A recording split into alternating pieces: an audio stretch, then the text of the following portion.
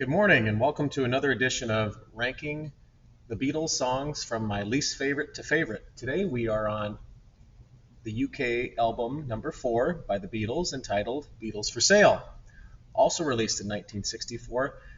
In my opinion, this album is a huge step backwards from the progress that they had made as arrangers, composers, and performers on A Hard Day's Night. This album and With the Beatles for many, many years have often been considered my least favorite. But upon further evaluation, some of the songs here are better than I remembered. The ones I didn't like previously, I still don't really care for. So I think overall, and we'll find out after I've ranked all the songs, overall I think I like this album better than With the Beatles. So let's start with our song number 14, my least favorite song. That is Mr. Moonlight. This is obviously a John cover, and it's just a strange choice of song. It's a total track skipper. It's actually annoying, that the way it kicks off, that Mr. Moonlight. I never liked it. Number 13, Buddy Holly cover, Words of Love, forgettable song. Yeah, that's all I can say about that one. Number 12, Rock and Roll Music, another Chuck Berry cover. So my two least favorite Beatles albums have had Chuck Berry covers. With the Beatles has Roll Over Beethoven, and this is Rock and Roll Music. Chuck Berry does it better. No point in putting this on the album. Way too many covers on this album, and way too many like really famous covers. Number 11, Kansas City, Hey, Hey, Hey. Yep, another cover. This time Paul does it. Does it a little better than John on Mr. Moonlight and Rock and Roll Music, but he's trying to channel like his inner Little Richard, and I don't know. It's these first four, or the bottom four that I just ranked here, I would never listen to unless I just want to be a completist and listen to the whole album. As a matter of fact, number 10, Honey Don't. Ringo takes the lead on this one. It's another skipper. I mean, it's kind of cute where he goes, "Oh, George, play it for Ringo one time." But you've heard it once, you've heard it 1,000 times. Yeah, this bottom five right here it's embarrassing considering where they were just months before on A Hard Day's Night, when pretty much every song except for maybe a couple are great.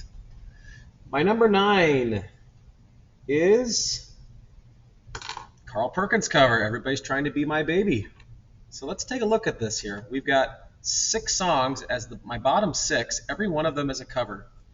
So what does that tell you? It tells you that the Beatles as songwriters are better than the people that they're covering, which is why they're the greatest band of all time.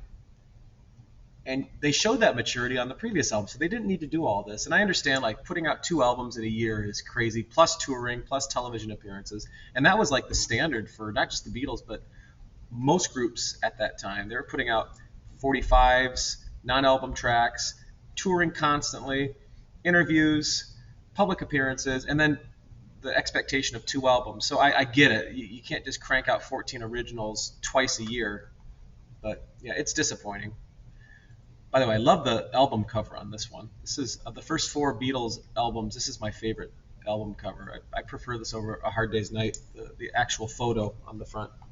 All right, number 8, we have, all right, the first original off the board, Babies in Black. This is one I actually used to kind of like a little bit more. It's a country tinged tune, good harmonizing, very Everly Brothers style, but it's kind of ridiculous. I mean, the lyrics are ridiculous, and the more I've listened to it over the years, it's kind of almost to that like annoying point, but way better than the covers listed below. So it definitely rises. It's the cream that rises above the crap underneath there. All right, number 7.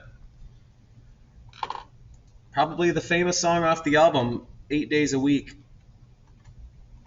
I always consider this a poor man's version of All My Lovin'. And I like the intro, how it kind of fades in, do, do, do, do, and at the outro, how it fades out. That's pretty cool. But the actual song itself is just, I don't know, overplayed and just a weak love pop song compared to like the ones that were on, the 45s, like She Loves You and I Want to Hold Your Hand, and some of the ones off of Please Please Me. So that's my number 7. That might be considered low by a lot of people's standards if they were to rank the songs, but I've never actually really been crazy about it. Number 6 is What You're Doing. This song has improved in my opinion, and I would say my number 6, What You're Doing, and then I'll just go ahead and do my number 5 as well, Every Little Thing. These two songs I didn't used to care for, but man, I listened to this album twice yesterday, and they're at the bottom of the album, and they're kind of sandwiched amongst some kind of crappy covers, but they're pretty decent, solid tracks. I mean, they wouldn't rank very high if they had been on A Hard Day's Night, but quite enjoyable. I'm going to need to listen to those two more, What You're Doing and Every Little Thing, because I mean, I could easily switch those two back and forth, but solid songs. Number 4, I'll Follow the Sun. It's a beautiful performance. The song is kind of schmaltzy, but it's produced well, it's sung well, and yeah, I like it just a tinge more. I think Every Little Thing and What You're Doing could honestly go ahead of I'll Follow the Sun. I ranked these songs a couple days ago, but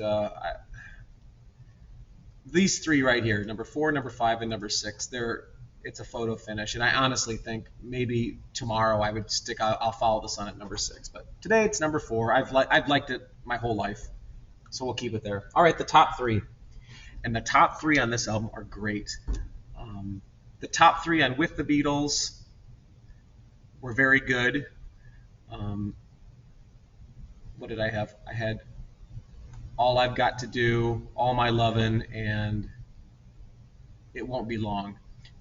I would say all 3 of these, with the exception of It Won't Be Long, I'd say all 3 of these would vie for that number 2 spot. So strong part here. Number 3, I Don't Want to Spoil the Party. Some fantastic harmonizing in this song. And the oohing and eyeing, I wonder what went wrong. This is a song that has just really risen over the past 5 years, really risen in my opinion. And if I were to pick just one song to listen to right now off this album, because just I'm not as familiar with it, don't have as much burnout with it, it'd be I Don't Want to Spoil the Party. Love this song. All right, my number 2 and number 1, I could switch them back and forth because it's such a great start to this album. But today, my number 2 is No Reply. But what can you say about this song? The opening part is, it happened once before, or I came to your door. I don't love the opening section of the song, the verse, whatever you would want to call it. But I love that, if I were you, I'd realize, and the harmonizing on it. I mean, that just seals the song. That is fantastic. But my number 1, as you can guess, there's only one left, and I alluded to it because I said the top 2 songs of the album. I'm a Loser.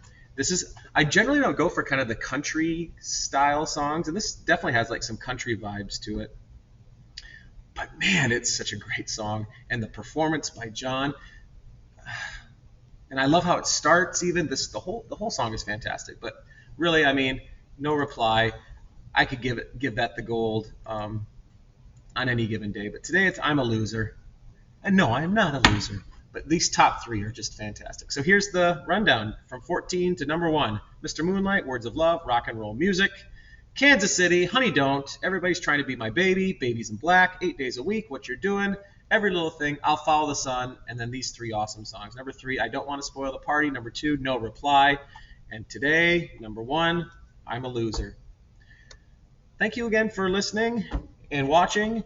And starting with our next Beatles album, number 5, it's going to be really hard because now we just go from pretty good to just knockout, drop-dead classics, Help, all the way through Let It Be. And I'm actually thinking about doing the non-album singles, which has been compiled into a collection called The Past Masters, Volumes 1 and 2. So I think I'll probably do those afterwards. So stay tuned for more Beatles rankings, and have a great Friday.